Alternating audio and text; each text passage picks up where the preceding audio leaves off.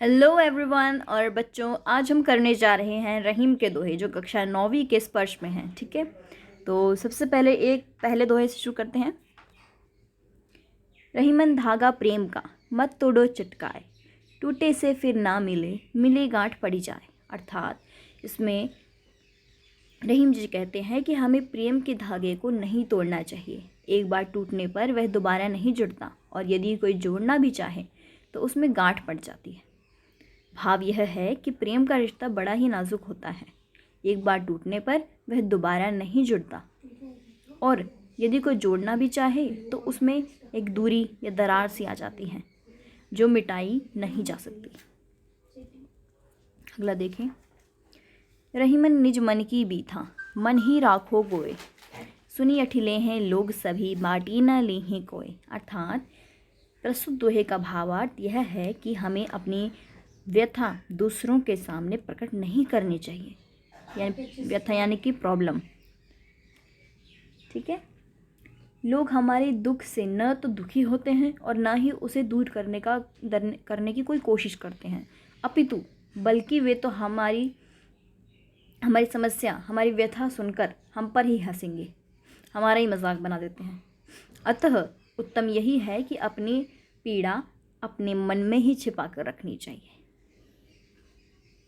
ठीक है, एक ही साधे सब सधे, सब साधे सब जाए, रहीमन मूल ही सींची बो फूलई फलई अघाए।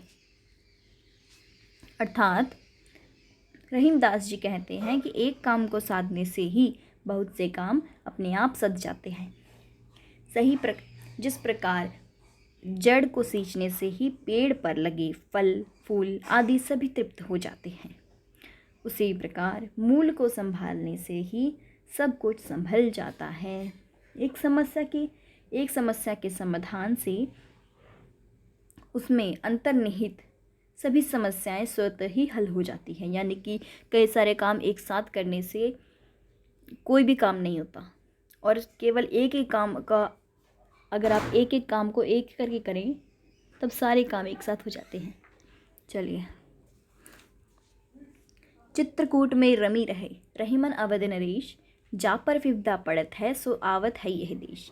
इसमें रहीम जी कहते हैं कि जो अवध नरेश के राजा हैं, अवध नरेश हैं, जो श्री राम जी हैं, वो वनवास के समय चित्रकूट में रहे थे। तो रहीम जी के अनुसार जिस पर कष्ट आता है, जिस पर विपदा आती है, जिस पर परेशानी आती है, उसे ऐसी जगह भी जाना पड़ता है जो उसके अनुकूल नहीं होती। ठीक है, अगला है। दीरक दोहा अर्थ के आखर थोड़े आही, जो रहीम नटकुंडली समिटी कूदी चढ़ी जाही। अर्थात प्रस्तुत दोहे का भावार्थ यह है कि दोहा छंद गुण वाला होता है, कम अक्षरों में गहरे आशय छिपाए बैठा होता है। ठीक है, जैसे नटकुंडली मारकर और अपने को समेटकर कूदकर रस्सी पर चढ़ जाता है, संभल कर उस पर चलता है, अर्थात वह कर्तव्य दिखाने में निपुण है, वैसे ही दोहा छोटा होने पर भी गहन अर्थ से भरा होता है। अगला देखिए।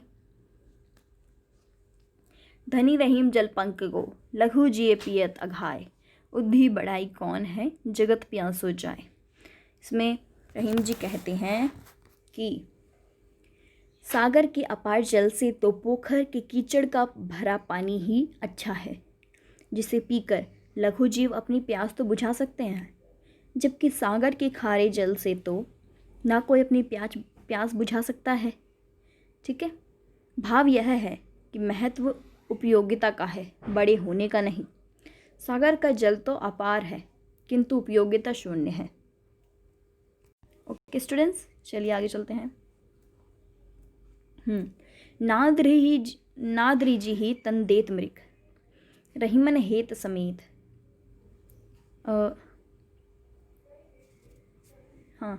नादरिजी ही तन देत मृग, नरधन हेत समेत, ते रहीम पशु से अधिक रिझेहू कछु न देत। अर्थात रहीम जी कहते हैं कि संगीत को सुनकर मृग उस पर मोहित हो जाता है और यहाँ तक कि उसके लिए वो अपने प्राण तक दे देता है, किंतु मनुष्य तो पशु से भी हीन और नीच प्राणी है। वह किसी पर रीझ कर भी कृपणतावश किसी को कुछ नहीं देता।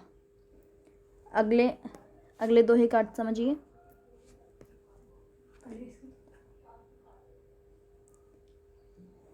बिगड़ी बात बनी नहीं, लाख करो किन कोय, रही मन फाटे दूध को, मथे न माखन होय।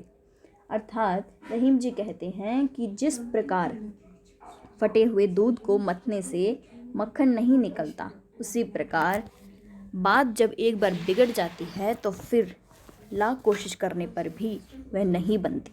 ठीक है, चलो अब अगला दोहा। रहीमन देख बड़ीन को, लघु न दीजे डारी, जहाँ काम आवे सुई, कहाँ करे तलवारी। हम देखिए इसमें क्या बताया गया है कि रहीमदास जी कहते हैं कि हमें धनी मित्रों को पाकर निर्धन मित्रों को भूल नहीं जाना चाहिए, क्योंकि जहाँ सुई काम आती है वहाँ तलवार निरर्थक सिद्ध हो जाती है। अतः हमें छोटी से छोटी वस्तु की उपयोगिता को भी भूलना नहीं चाहिए। अब अगला देखें। रहीमन निज संपत्ति बिना, कौन न विपदि सहाय, बिनु पानी जो जलज को, नहीं रवि सके बचाए। अर्थात रहीम जी कहते हैं कि जिस प्रकार जलहीन यानी कि जिसमें पानी नहीं होता उसका मल की रक्षा तो स्वयं सूरज भी नहीं कर सकता, उसी प्रकार अपनी संपत्ति होने पर विपत्ति के समय कोई सहायक नहीं होता। अतः अपना धन ही, अपनी संपत्ति ही विपत्ति के समय अपनी सहायक होती है। ठीक है, अब देखिए ये हमारा लास्ट दोहा है। रहीमन पानी राखिए, बिनु पानी सब सून, पानी गए न उबरई, मोती मानुष चून। इसमें रहीम जी कहते हैं कि हमारे जीवन में पानी का बहुत महत्व है। पानी के बिना सब सूना है। चमक के बिना मोती का कोई मूल्य नहीं, सम्मान के बिना मनुष्य का भी कोई मूल्य नहीं, और जल के बिना आटे की कोई उपयोगिता नहीं है। इसी प्रकार उन्होंने पानी का महत्व बताया है। तो इसके बाद आप प्रश्न स्वयं कर सकते हैं। और at last I would like to say thank you everyone for watching my video, and please like, share and subscribe to my channel. Bye bye everyone.